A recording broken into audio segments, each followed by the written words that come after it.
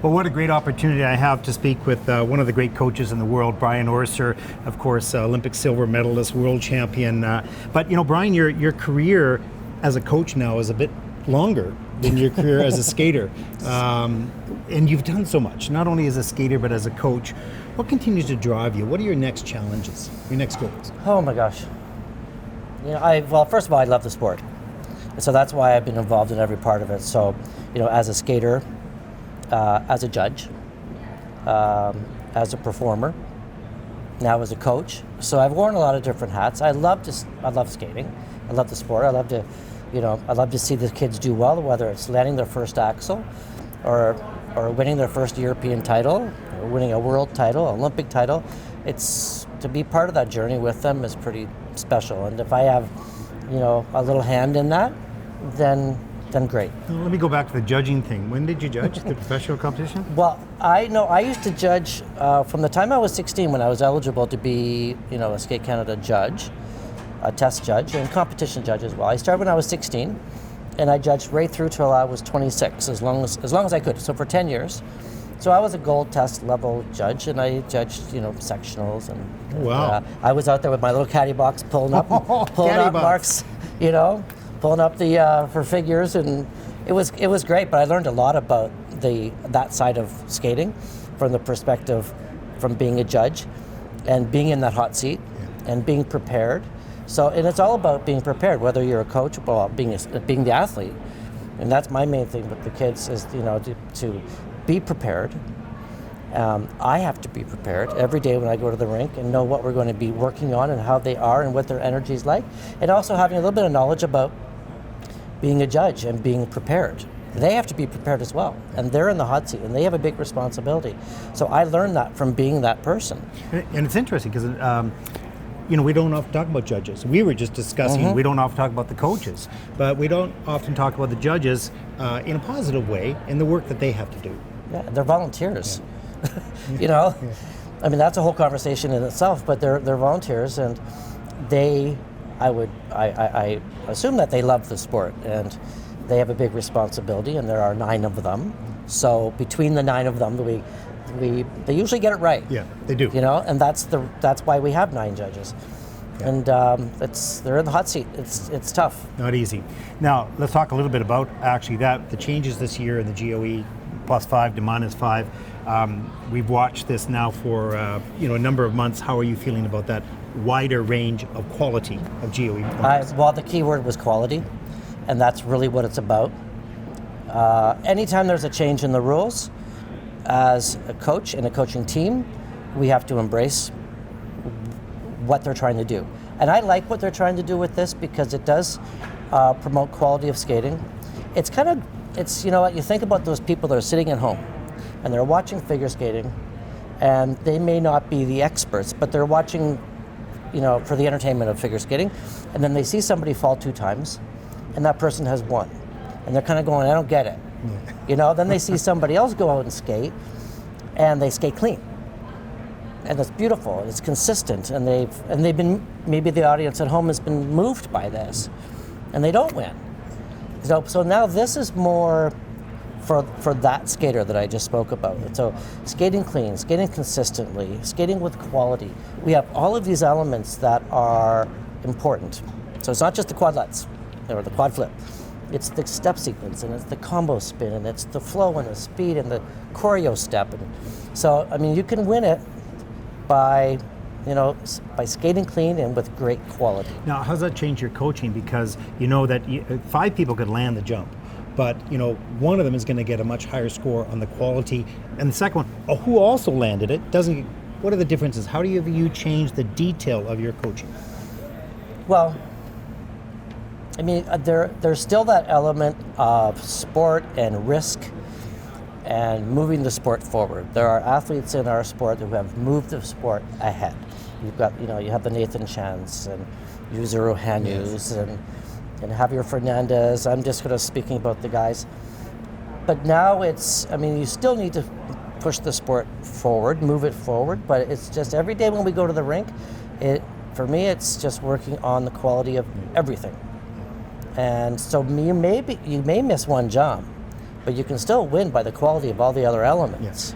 But you have to practice it, and you have to train it, and train accordingly. And so that's what I've been doing. And it's all about transitions and connecting steps, which we've been doing all along. Yeah. And so now it's a little more... your skating was like that. No one at that time. I think I was kind of a transition kind of guy and did a lot of cool things. But moving the long program to 4 minutes from 4.5 is actually harder for a lot of these guys. And I'm finding my skaters are kind of used to doing choreography on the move. So they're getting to the next element and they're doing the choreography so they don't have to stop and stand and be, artistic. So they're finding it okay. But I just know that for the people at home watching figure skating, there'll be some clarity to this and it'll actually make more sense and we'll get a better audience, and that's what we need. Now let's talk a little bit about juniors, because that's what we cover, of course. It's been quite remarkable what's happening both physically and psychologically with these young skaters you've watched. What are your comments about the progress of junior skaters? Well, I marvel when I go to these junior Grand Prix and I see what these skaters are doing. It's kind of like, for this event, it's Russian nationals and the junior Grand Prix final. With a couple guest skaters. Right, exactly. But there's, every year with the women, it's kind of the same story. And you'll have a group of young skaters. They're juniors. Their bodies haven't changed yet. They have certainly moved the sport ahead in the world of junior skating. And it's exciting to watch all that. You have to say, it's pretty exciting. It's pretty exciting. To go out and see a junior woman doing quadlets. It's like, and it is for the time being, and for now, it's great. It's great to see that. And there have always been great junior skaters. And then in the men, it's nice here at the Junior Grand Prix that there's kind of a mixed bag of just different countries, which is nice. And different styles and personalities. Yes, different ages and styles and personalities. And I don't know if the junior skaters have embraced this whole +5 quality thing. And it's hard for a young person to get it. It's hard. Yeah. I remember when I skated when I was young, I wasn't thinking so much about quality. I was thinking about doing my triple axel, and so that's a young skater, and that's how it is. So I don't have any predictions for the juniors. It's just kind of fun to watch them, and the prediction is it's going to be good. Yeah, it'll be good, and there's going to be a lot of wide eyes, and it's kind of cool. It's great that this event has the seniors and the juniors together. Yeah, somebody was mentioning about that. I think that's really exciting, and good for the juniors coming up, watching the seniors, and good for the seniors to watch what's coming up behind right. what's coming up behind them. Just one more question on that: what are the types of challenges that you as a coach face with helping that young, incredibly talented skater get through the changes in life, both physically and psychologically? Well, the first thing as a coach and as a teacher, you have to treat them like a human being. You have to, I know for us and our team, it's more about, I'm sure, of course, we want to have a great journey and we want them to do well and do the best they can, which may result in some great medals. But at the end of the day, when they leave and they go on in their lives, that they have learned something from us, that they love the sport, that they can take all these tools and be better at whatever they do, whether they go after university to become doctors or lawyers or business people or family, have families. You want them to be better people because of their time with us, and that's, for me, really important. So we pay attention to that every day, and we pay attention to their moods and their, how they're feeling, and there's so much pressure on these kids now. And with all the social media, and I never had to deal with it. I had to read about stuff after the fact, but not while it's live. And people are reading about their practice and their haircut and their costume and how the practice is going, not how the practice was. Yes, exactly. It's like, I don't know how these kids deal with it, but they're becoming conditioned, I guess. And they're also part of it. They feed it sometimes when they're not skating. They might feed it in something else. Who knows? But it's part of their life now. Right. But my advice to these kids and to these parents is, there are times to stay away from it, and totally. Because it can break you down, and so, and there's some great things about it too, because it promotes skating. There are a lot of really good people out there who talk about a great program and about a great dress, and so it's to find the good the and the balance. bad. You get the good and bad. It's like everything. Just a couple quick questions. What's the hardest part of coaching? Oh my I said God. quick. Yeah, that's. Well, it's a quick question, not an answer. That's not right. A quick That's answer. an interview all in itself, because it's Yeah, you take hits. I mean, even as, I'm an adult, and you take some hits along the way, even as an adult. And you're trying, the thing is with coaches, we are trying our best, and we have the best interest of the athlete.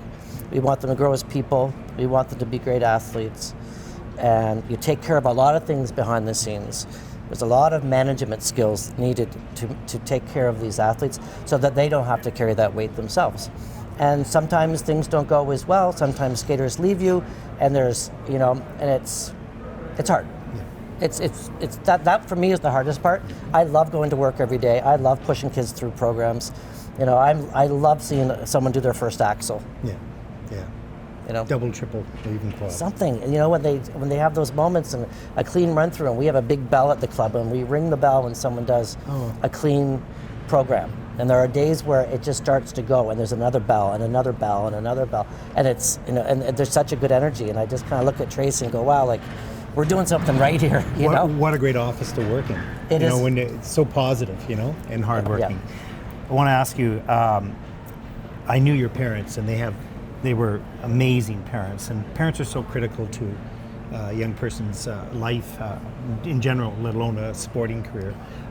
What type of suggestions, recommendations, or advice would you give to parents who have kids now at a level like this in the Junior Grand Prix at a very high level? Because the parents, what they feel, what they go through emotionally themselves, it's tough. It's really hard. Yeah, it's it's kind of a fine line as being the coach and being in charge of what they do for the skating, but then there's the role of the parent and what they need to do, and there just needs to be really clear communication about what the roles are and who's in charge. And I feel parents need to be parents, and it's tough. I can only imagine it's tough, when you have a skater that's had a bad day or they've had not a great competition, and I think parents, they probably never have the right answer. You're trying to say you had a good skate, no I didn't, or you say you had a bad skate and you're like, what?